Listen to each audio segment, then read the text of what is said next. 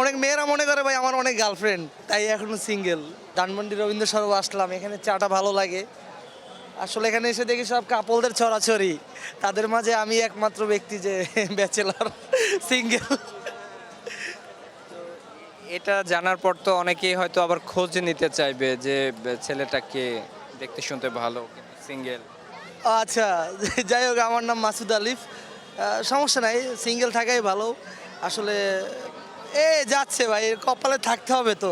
আসলে কপালে যদি ম্যাচ না হয় তা কেমনে আর আর কি। না বললেন সিঙ্গেল থাকা ভালো কেন? এখন ভাই বর্তমান যুগে মানে ট্রাস্টেড পার্সন পাওয়া খুবই টাফ, আর সময়ের একটা ব্যাপার।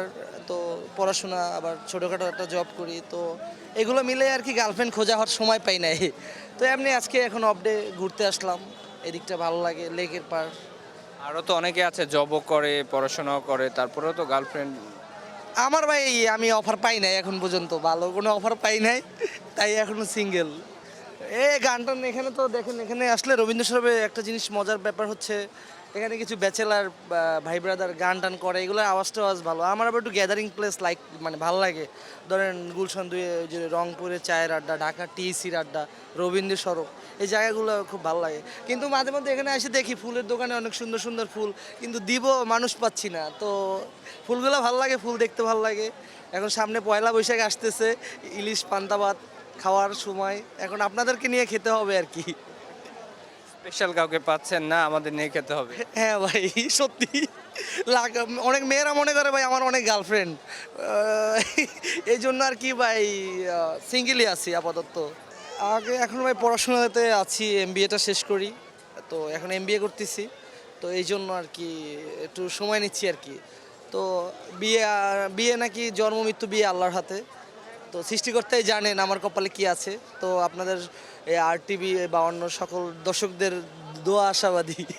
আসলে গ্রামের আপনার একটা ভাঙা মসজিদে নামাজ পড়লো, গ্রামের অনুভূতিটা আলাদা। এলাকার মানুষজনের যে একটা আন্তরিকতা, ধরেন আমার এলাকার অনেক ময়মুরব্বী ভাই ব্রাদার আছে যারা আলিফ বলে ডাক দেয়, একটা আলাদা একটা কোলাকুলির যে উৎসাহ উদ্দীপনাটা আসে ঈদের পরের, সেই জিনিসটা আর কি ঢাকাতে ফিল করেও পাই না আমি। বলেন বিএপি এলাকায় নামাজ পড়ে বলেন বা এমনি যে কোনো জায়গাতে পড়লেন, কেমন জানি আনমনা একা একা লাগে আর কি বলছি। জি, এই যে এখন এখানে ধরেন আমার কোনো বন্ধু নাই, বন্ধু যেগুলো আছে ওরাও বাড়িতে চলে গেছে।